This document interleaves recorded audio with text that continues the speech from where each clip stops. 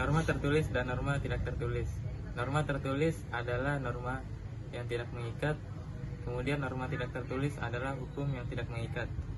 Salah satu contoh budaya yang tertulis yang berada di suku Sasak yaitu tradisi nyongkolan. Budaya tersebut adalah tradisi di mana para pengantin diarak ramai-ramai layaknya seperti raja dan ratu. Dimulai di tempat kediaman mempelai pria, kemudian menuju ke tempat mempelai perempuan. Budaya nyongkolan adalah sebuah kegiatan adat yang menyertai rangkaian acara dalam profesi perkawinan pada suku Sasak di Lombok, Nusa Tenggara Barat. Kegiatan ini berupa arak-arakan kedua mempelai dari rumah mempelai pria ke rumah mempelai wanita dengan diiringi keluarga dan kerabat mempelai pria memakai baju adat serta rombongan musik yang bisa gamelan atau kelompok penabung rebana atau disertai gendang belek pada kalangan bangsawan.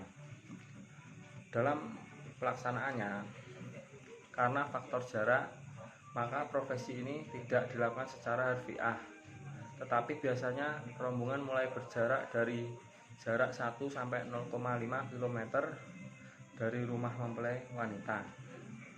Tujuan dari profesi ini adalah untuk memperkenalkan pasangan mempelai tersebut ke masyarakat, terutama pada kalangan kerabat maupun masyarakat, di mana mempelai perempuan tinggal karena biasanya seluruh rangkaian acara pernikahan dilaksanakan di pihak mempelai laki-laki.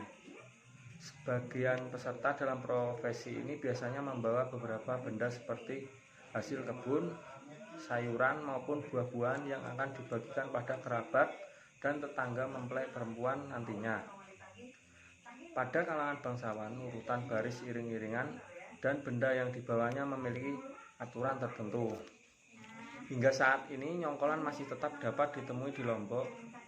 Iring-iringan yang menarik masyarakat untuk menonton karena suara gendangnya ini biasanya diadakan selepas zuhur di akhir pekan. Apabila Anda melakukan perjalanan antar kota di Lombok, maka bersiaplah untuk menghadapi kemacetan. Insidental akibat nyongkolan yang dapat Anda temui sepanjang jalan apabila di akhir pekan tersebut banyak Sejarah adat nyongkolan. Adat nyongkolan sudah dikenal semenjak zaman kerajaan masih ada di Pulau Lombok. Nyongkolan merupakan kegiatan adat sebagai salah satu bagian dari prosesi pernikahan masyarakat suku Sasak.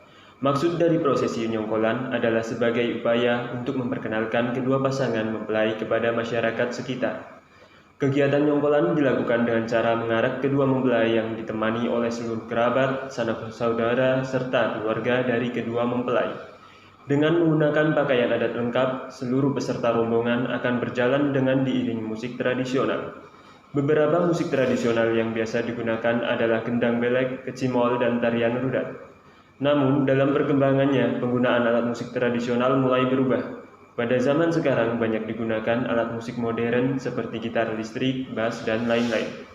Dalam arak-arakan, peserta nyongkolan dari rombongan mempelai laki-laki juga membawa berbagai macam bawaan seperti benda hasil perkebunan dan pertanian. Barang bawaan tersebut nantinya akan dibagikan kepada keluarga, kerabat, dan tetangga dari mempelai wanitanya.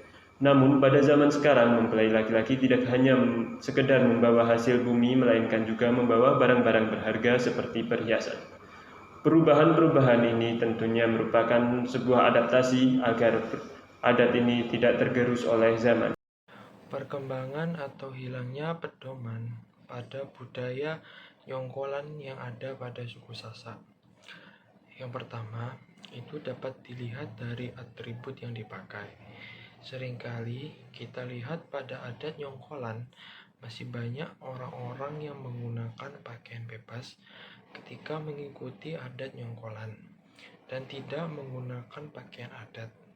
Dan yang kedua, masih banyak orang yang memaknai bahwa nyongkolan adalah hiburan semata. Padahal, nyongkolan adalah budaya atau adat yang sakral pada suku Sasak.